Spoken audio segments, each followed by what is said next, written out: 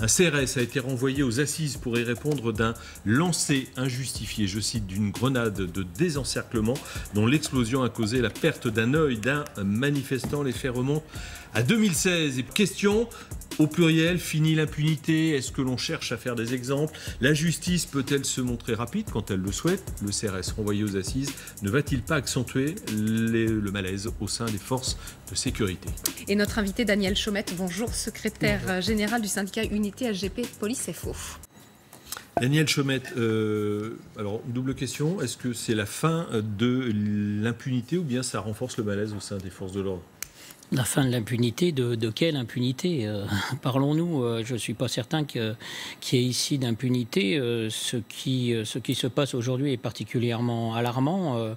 Je crois que les services de police font régulièrement preuve de sagesse lorsqu'il y a des affaires. Dans cette affaire en particulier, c'est une incompréhension totale dans les rangs des policiers parce que nul ne nie ici qu'il n'y a pas eu un geste, que la grenade n'a pas été lancée d'une manière telle qu'elle puisse blesser quelqu'un, et c'est évidemment fort dommageable. Les dégâts collatéraux d'intervention de police en manifestation, nous sommes les premiers à les regretter. Simplement, justifier de ça et d'aller au-delà des réquisitions et amener cette affaire aux assises, je crois que là, véritablement, en France, on mange sur la tête. Ça renforce le malaise dans la police? Complètement, ça ne peut que renforcer le malaise. C'est une totale incompréhension et une forte colère à notre niveau. Aujourd'hui, où la population policière et au-delà des forces de l'ordre, parce que j'inclus également les gendarmes, est au cœur d'un profond malaise, de mouvements sociaux extrêmement intenses, d'heures sur la voie publique avec une forte intensité de violence. Les forces de police souffrent aujourd'hui et on en arrive à prendre des décisions qui sont extrêmement malheureuses et qui vont faire des dégâts collatéraux absolument énormes chez nous. Permettez-moi de réagir. Je ne retire en rien votre analyse, mais écoutez, mettez-vous à la place de représentants du personnel, des forces de l'ordre, dans le contexte actuel, avec ce que nous vivons, vous l'avez très bien dit, la pression qu'il y a sur les policiers, les vagues de burn-out et de suicides. On est à 28 suicides aujourd'hui, malheureusement, parmi nos rangs. Et ce qu'on vit aujourd'hui sur le terrain, ce que vivent mes collègues pendant parfois 17 ou 18 heures dans une journée, rajoute à ce contexte. Comment entendre ou se féliciter que peut-être mon collègue aura plus de chance aux assises qu'il ne l'aura encore. Permettez-moi ici d'être le porte-parole de l'ensemble de mes collègues et de la profession et pour dire qu'il ne faut pas se tromper de débat. C'est la première fois que vous voyez l'un de vos collègues envoyé aux assises? Ah non, c'est pas la première fois que je vois l'un de mes collègues transporté aux assises, pas forcément sur une intervention de maintien de l'ordre avec effectivement un œil qui a été touché. C'est une invalidité permanente, vous l'avez dit monsieur, c'est une possibilité. Mais à mon sens, ce n'est pas systématique. Ça a été parfois correctionnalisé. C'est pour ça que je vous demandais si vous étiez sûr de la totalité des interventions. Mais vous nous avez expliqué qu'il y avait donc une marge de manœuvre de la part des magistrats. Bien sûr. Correctionnel ou assise? Alors, je m'explique et monsieur n'a pas tort. De fait, dans les débats, je vous remercie, maître, de ces précisions. On peut considérer que le contexte actuel, même si ce sont des faits de 2016, nous venons de le dire, imprègne l'ensemble des parties dans cette affaire et qui font conduire à une décision qui est, à notre sens, complètement en décalage. La preuve, sinon, on ne débattrait pas sur le sujet. Ça, c'est absolument certain.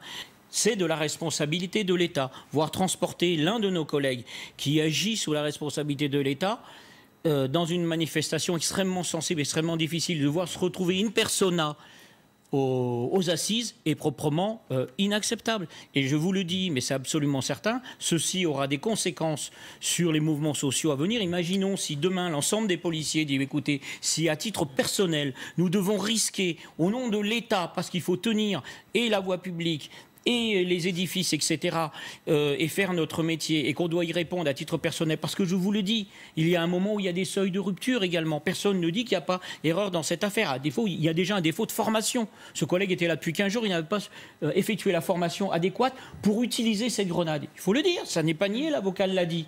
Mais c'est la responsabilité de l'État, pas du fonctionnaire lui-même.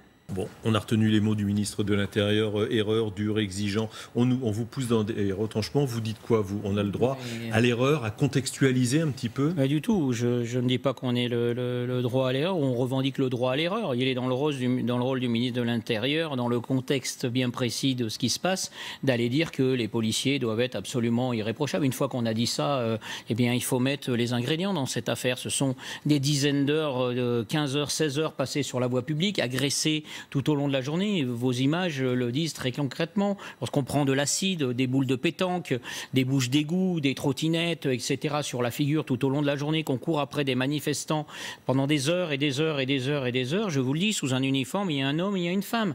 Aller dire cela d'un bureau, c'est extrêmement facile. Je vous dis, l'immense majorité des policiers ont la volonté de faire leur travail comme il se doit, dans le respect des hommes et des femmes qu'ils ont en face et dans le respect des missions qui leur sont attribuées, notamment la défense des bâtiments et des symboles de la République. Une fois qu'on a dit ça, eh bien, il peut y avoir des moments, et je répète, le nombre d'heures, le nombre de manifestations, j'allais presque dire que ce sont des accidents à la marge. Il y en a trop de toute façon, et cette personne qui a perdu son œil, je le dis encore une fois, c'est absolument dramatique.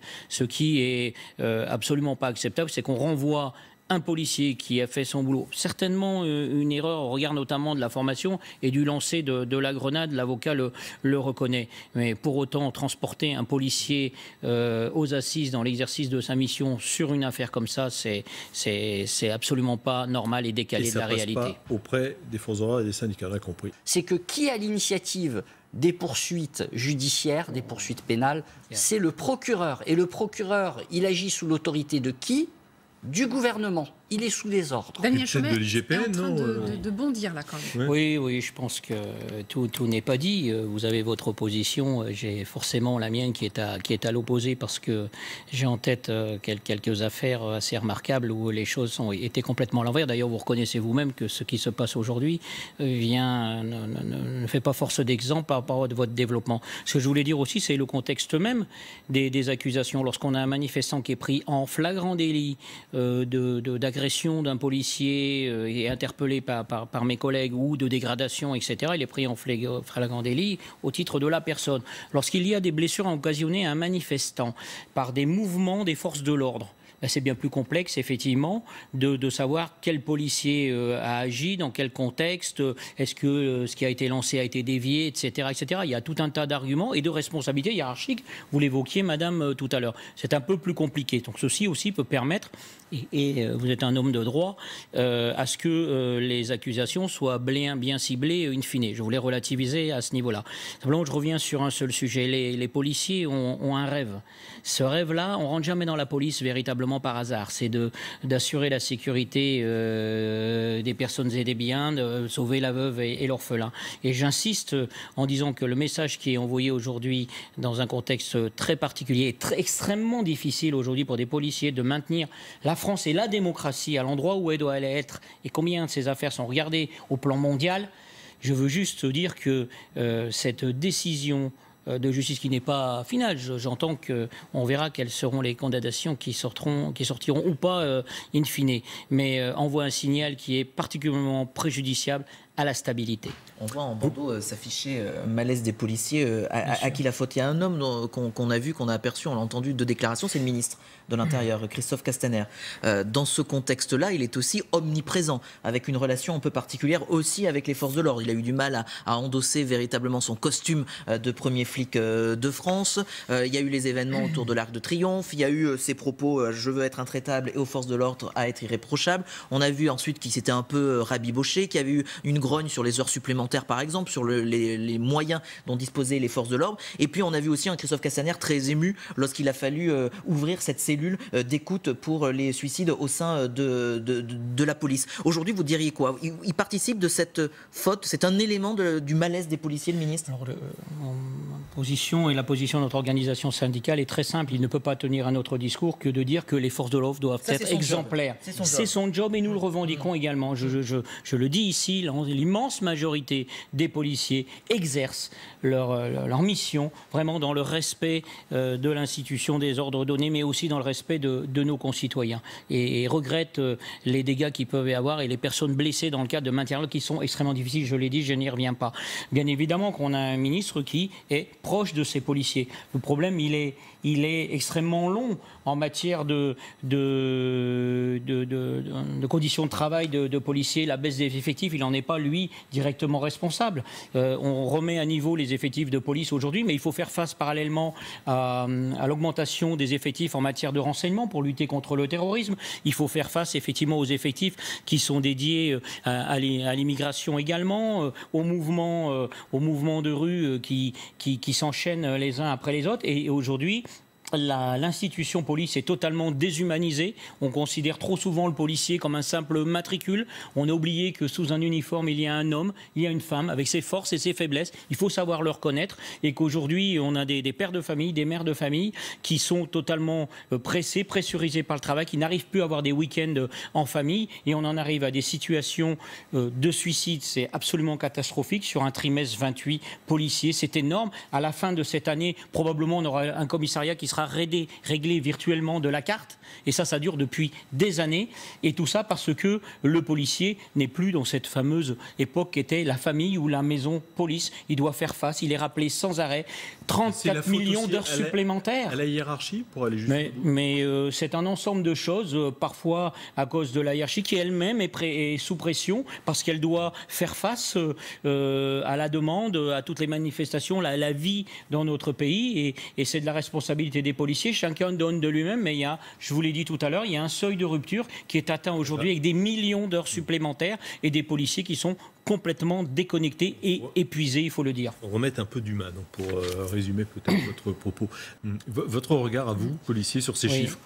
Alors, a priori, c'est des gens que vous avez attrapés. Inquiétant. Je serais à côté de la plaque, passez-moi l'expression, si je tenais des propos de dire non, on trouve ça tout à fait normal, etc. Non, vous savez très bien que les forces de l'ordre en général, policiers et gendarmes, ont régulièrement à se révolter contre des décisions de justice incompréhensibles, ou des personnes qui sont remises en liberté prématurément ou qui ne vont pas en prison, alors même que sur des sujets aussi importants que l'agression, mais l'agression physique des forces de l'ordre, quelles qu'elles soient, ou des symboles de la République, mériterait effectivement qu'il y ait des peines exemplaires, parce que quelque part, il y a cet exemple qui doit être donné, et un policier qui a un uniforme, c'est pas pour protéger sa propre personne, c'est défendre l'institution, la République et notre démocratie. Mais enfin, il y a parfois, et vous, acteurs de la presse, le faites régulièrement remonter, c'est qu'il y a des décisions de justice pour des faits de droit commun, parfois d'ailleurs, et avec des récidivistes, etc., qui sont purement incompréhensibles. C'est aussi une forme de démotivation